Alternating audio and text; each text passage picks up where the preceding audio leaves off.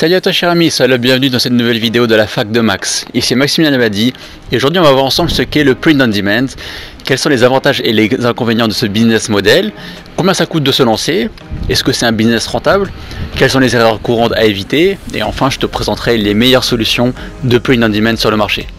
Alors déjà, l'impression à la demande, ça consiste à proposer des articles personnalisés à partir de tes propres designs qui seront ensuite imprimés et expédiés seulement une fois le produit commandé par le client final.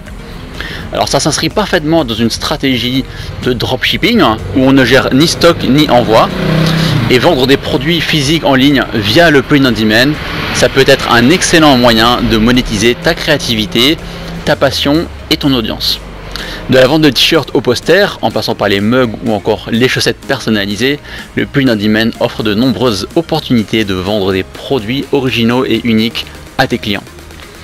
Alors, quand on fait du commerce traditionnel, on se doit de disposer de stock en continu, où on se retrouve toujours avec certains articles qui ont du mal à se vendre, et parfois ça peut même être certaines tailles de produits qui sont difficiles à liquider. Donc avec le print on demand, la création du produit se fait uniquement lors de la commande du client. Et on suit le modèle économique du juste à temps, et il n'y a donc aucun gaspillage et aucune nécessité d'avoir à investir dans du stock. Et ça c'est génial. Alors le système du print on demand il est parfaitement rodé. Le client il se rend sur ta boutique en ligne, il va commander un produit qui lui plaît, tu vas recevoir l'argent instantanément. Et automatiquement, la commande est passée chez ton partenaire en print on demand, par exemple Printful. Ton compte va être débité automatiquement et le prestataire il va se charger de tout en fait, création du produit, logistique, emballage et expédition jusqu'au domicile du client. Donc contrairement à un commerce traditionnel, le dropshipping et le print on demand n'impliquent aucun investissement dans des stocks. Les seules dépenses que tu as à prévoir concernent ta boutique, ton marketing et bien sûr les commandes des clients qui vont être déjà réglées. Sur chaque vente de produit, on génère ainsi une marge intéressante et plus on vend, plus on gagne. Donc tu vas pouvoir utiliser des services de print on demand pour plusieurs choses. Déjà, tu vas pouvoir tester et valider une idée de business ou une nouvelle ligne de produit sans avoir à investir dans du stock. Tu vas pouvoir monétiser une audience que tu as construite, que tu sois youtubeur, blogueur, influenceur, designer, etc. Tu vas pouvoir créer des produits originaux pour une cible bien spécifique. Et plus tu es niché, mieux c'est. Tu vas pouvoir créer et imprimer un produit sur mesure en un exemplaire pour toi-même ou pour faire un cadeau à un proche. Maintenant, on va voir ensemble quels sont les avantages et les inconvénients du print on demand. Déjà, les avantages. Alors, tu vas pouvoir créer des produits très rapidement. Une fois que tu as conçu un design, tu vas pouvoir dupliquer ce design sur une multitude de produits en l'espace de quelques minutes. Ensuite, tout est géré par le partenaire. De la conception du produit à l'expédition, tout est généré par le prestataire de print on demand. Ensuite, après la vente, tu auras juste à t'occuper du système du service après-vente avec ton client. Ensuite, tu auras droit à une expédition qui est rapide, donc contrairement au délai de livraison classique avec AliExpress, là tout se fait très rapidement. La production et l'expédition se fait en moins d'une semaine. Ensuite, tu n'as pas d'investissement à prévoir, ou très peu, et tu as donc peu de risques. Comme tu n'as pas à gérer d'inventaire, et donc c'est très facile de pouvoir ajouter ou supprimer de nouveaux produits dans ta boutique. Tu vas pouvoir aussi mener des tests et changer d'approche régulièrement. Ensuite, pour en venir aux inconvénients, déjà tu auras des marges qui sont plus faibles.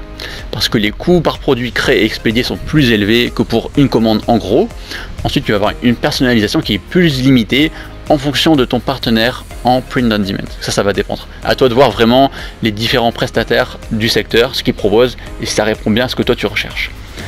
Ensuite, on peut se demander est-ce que c'est un business qui marche vraiment? Alors c'est une question légitime pour quelqu'un qui se lance et ma réponse elle est très simple. Quand on se donne les moyens, eh bien ça peut très bien marcher. Pour réussir en print on demand, il est primordial de mettre en place une stratégie qui est solide et il faut s'y tenir impérativement. Alors est-ce qu'on peut rouler sur l'or avec le print on demand? Je pense pas de sitôt, ça va prendre beaucoup de temps, mais en tout cas rien n'est impossible. Ensuite, est-ce que le print on demand est un business qui est rentable? Alors, quand on fait du print on demand, il faut partir du principe qu'on va pas faire du low cost et on va pas rentrer en concurrence avec des Kiabi ou encore des Decathlon. Si on vend des produits en print on demand, il sera difficile d'être rentable si on fait du low cost. pour être vraiment rentable et avoir un business florissant, il va falloir prévoir de belles marges. Et il en va de même d'ailleurs pour le dropshipping. Donc lorsqu'un t-shirt te coûte 10 € chez ton fournisseur, pour la production, expédition, etc., eh bien prévois de le vendre à au moins 20 €. Cela te permettra de rentrer dans tes frais pour ta boutique, ton marketing, ton imposition et bien sûr ta rémunération. Et si tu peux tripler tes marges par rapport au coût du fournisseur, eh bien là c'est vraiment l'idéal. Et c'est là que doit rentrer en jeu ton talent de marketeur et de copywriter. Donc pour vendre un produit plus cher que la moyenne, tu dois être particulièrement convaincant. Il faudra donc allier un produit rare et irrésistible pour ta cible. Il va falloir une boutique parfaitement optimisée pour les conversions. Il va falloir ensuite une communication qui est hyper ciblée et attractive. Donc combien ça va te coûter de te lancer dans le print on demand? Alors, ça coûte pas grand chose en soi. Comme on a vu, voilà, on est sur le modèle du juste à temps, donc il n'y a pas besoin d'investir dans des stocks. Par contre, il va falloir, tu vas avoir des coûts inhérents à ta boutique et bien sûr à ton marketing. Donc si tu te lances par exemple sur Shopify, tu vas avoir l'abonnement Shopify à prendre en compte, il va y avoir éventuellement un thème premium, des applications avec un paiement mensuel, etc.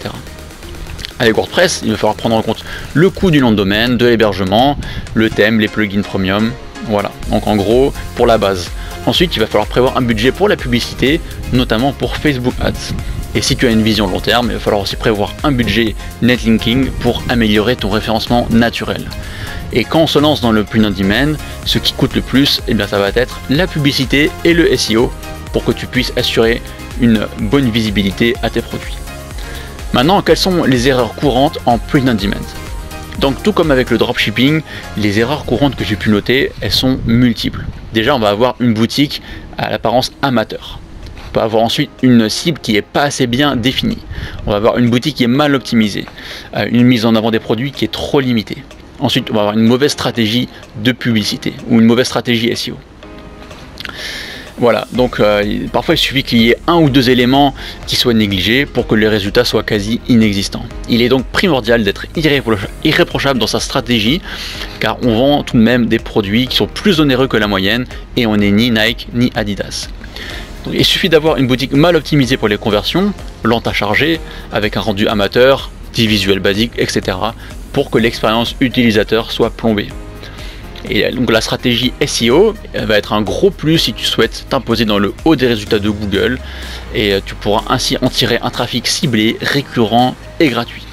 Donc la publicité payante, elle est essentielle lorsque tu lances ta boutique de print on demand.